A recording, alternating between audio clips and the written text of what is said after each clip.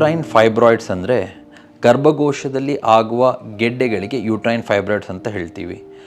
Uterine fibroids ಅಂದರೆ ಒಂದು ವಿಷಯ ತಿಳ್ಕೋಬೇಕು, ಇದು ಕ್ಯಾನ್ಸರಸ್ ರೋಗ ಅಲ್ಲ, ಇದು ಕ್ಯಾನ್ಸರ್ ಅಲ್ಲ. ಯಾರಿಗೆ ಯೂಟ್ರೈನ್ ಫೈಬ್ರಾಯ್ಡ್ ಕಾಮನ್ ಆಗಿ ಬರೋದು?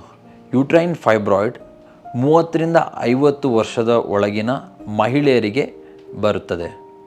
ಇದರಿಂದಾಗಿ ಮಹಿಳೆಯರಿಗೆ ಯಾವ ಸಿಂಪ್ಟಮ್ಸ್ ಕಾಣಬರ್ಬೋದು?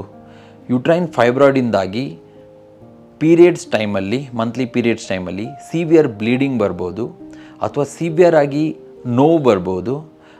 ಇಲ್ಲಾಂದರೆ ಇದರಿಂದಾಗಿ ಇದು ನಮ್ಮ ಮೂತ್ರಕೋಶದ ಮೇಲೆ ಪ್ರೆಷರ್ ಬೀಳೋದ್ರಿಂದಾಗಿ ಮತ್ತೆ ಮತ್ತೆ ಮೂತ್ರ ಮಾಡುವ ಸೆನ್ಸೇಷನ್ ಬರ್ಬೋದು, ಅಥವಾ ಕಾನ್ಸ್ಟಿಪೇಷನ್, ಮೋಷನ್ ಮಾಡೋದಕ್ಕೆ ತುಂಬ ಡಿಫಿಕಲ್ಟ್ ಆಗ್ಬೋದು. ಸೊ ಇದು ಯೂಟ್ರೈನ್ ಫೈಬ್ರಾಯ್ಡ್ಸ್ ಇದ್ದು ಕಾಮನ್ ಸಿಂಪ್ಟಮ್ಸ್.